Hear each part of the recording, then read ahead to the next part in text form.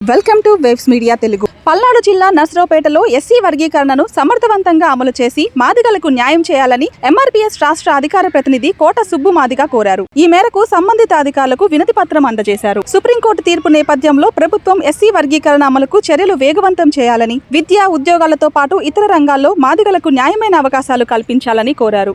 కార్యక్రమంలో ఎంఆర్పీఎస్ నాయకులు, కార్యకర్తలు పాల్గొన్నారు. నర్సరావుపేట ఎంఆర్పీఎస్ సీనియర్ నాయకులుగా వ్యవహరిస్తూ ఉన్నాను. బ్రహ్మయ్య గారు, ఉసురుపాటి బ్రహ్మయ్య గారి నాయకత్వంలో. అయితే నర్సరావుపేట పట్టణ పరిధిలో గత 20 నుంచి 30 సంవత్సరాలుగా రేషన్ కార్డు హోల్డర్ అయ్యుండి ఉన్నప్పటికీ నేటికి ఇంటి స్థలాలు కేటాయించలేకపోవటం అధికారుల జాప్యంగా భావిస్తున్నాం. కానీ గత ప్రభుత్వం నుంచి ఇప్పటి వరకు చూసుకున్నట్టయితే మొదటి విడత, రెండో విడత అని చెప్పేసి శాంక్షన్ లిస్టు పెట్టి ఉన్నారు. కానీ నేటికి కూడా స్థలాలు కేటాయింపులో ఆ 20-30 సంవత్సరాల నుంచి నివసిస్తున్న రెంట్లు కట్టనటువంటి పరిస్థితుల్లో ఉన్నప్పటికీ కానీ నేటికి వాళ్ళని మొదటి విడతలో కానీ రెండో విడతలో కానీ శాంక్షన్ లిస్టులో లేకపోవటం అధికారుల జాప్యానికి ఇదొక నిదర్శనంగా భావిస్తున్నాం. సో దీనిని ఉద్దేశించి ఇప్పుడు కలెక్టర్ గారికి, గౌరవ కలెక్టర్ గారికి ఒక మెమరాండం ఇవ్వడం జరిగింది. అలాగే గత ప్రభుత్వంలో స్థలాలు కేటాయింపు జరిగి నేటికి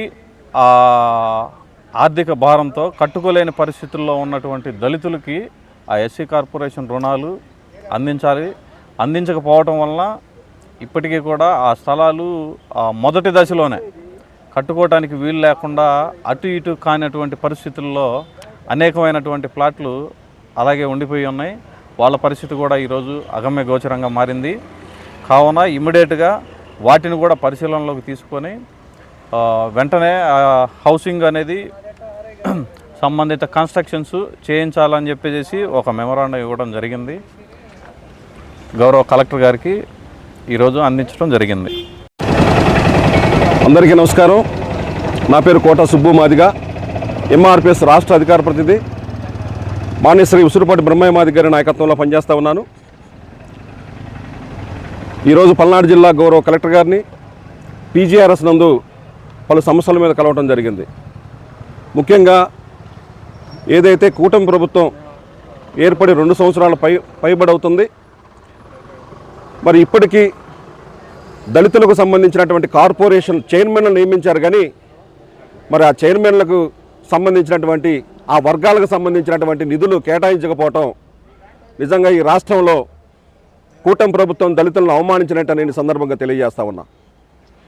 గత 5 ఏళ్ళు జగన్మోహన్ రెడ్డి గారు ఎస్సీ కార్పొరేషన్ నిర్వీర్యం చేసిండు.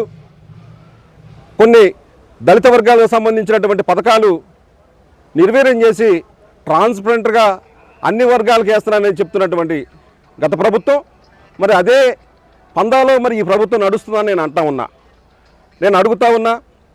ఈ కూటమి ప్రభుత్వం అధికారంలోకి వస్తే యువనేత నారా లోకేష్ గారు ఒక మాట అన్నారు. ఏదైతే దళితులకు సంబంధించినటువంటి 26 పథకాలు ఉన్నాయో, జగన్మోహన్ రెడ్డి ఏదైతే దళితులకు సంబంధించినటువంటి 26 పథకాలు ఆపేసిండో అవి మొత్తం యాక్టివ్ చేస్తానని మాట ఇచ్చినటువంటి నారా లోకేష్ గారికి ఇవాళ సమాధానం చెప్పాలని సందర్భంగా నేను అడుగుతా ఉన్నా. ముఖ్యంగా దళిత వర్గాలకు సంబంధించినటువంటి సప్లాను ఇవాళ ఏమైపోయిందో నేను అడుగుతా ఉన్నా. మరి భూమి కొనుగోలు పథకం కింద ఇవాళ ప్రభుత్వ భూమి ఏదైతే పేద వర్గాలకు ఇవ్వాల్సినటువంటి భూమిని మరి ఇవాళ ఎవరు ఆధీనంలో ఉన్నదని సందర్భంగా నేను అడుగుతా ఉన్నా.